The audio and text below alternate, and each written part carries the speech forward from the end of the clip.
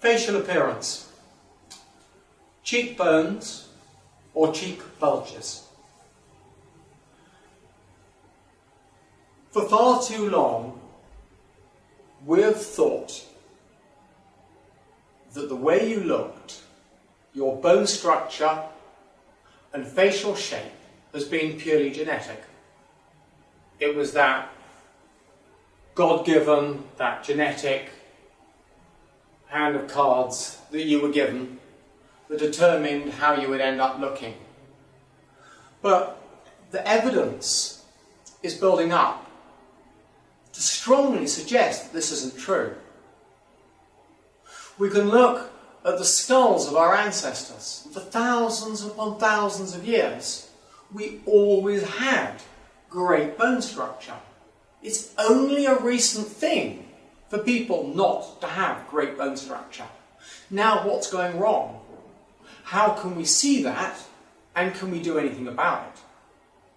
Well, when I look at a face, I will try and judge from the surface signs and features, where the position of the tongue is, which is specifically related to the cheekbones or the buccinators, the cheek bulges.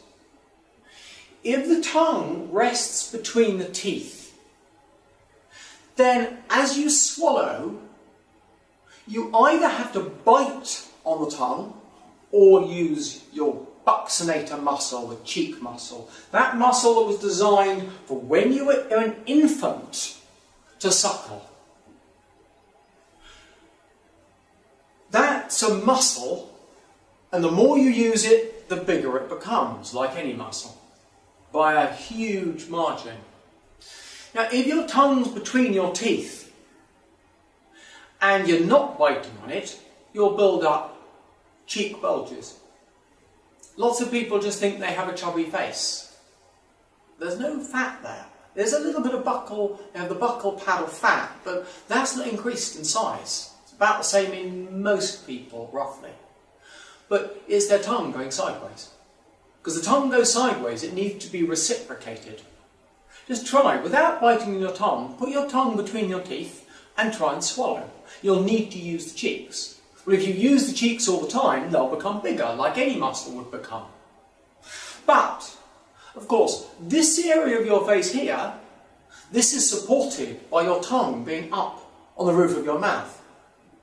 So the anterior section, the front section of your cheekbones, that's determined by your tongue being up on your palate, which will broaden that upper arch and support your front anterior cheekbone. So when I look at a face, I'm seeing where the position of the tongue is at rest, so for most of the time.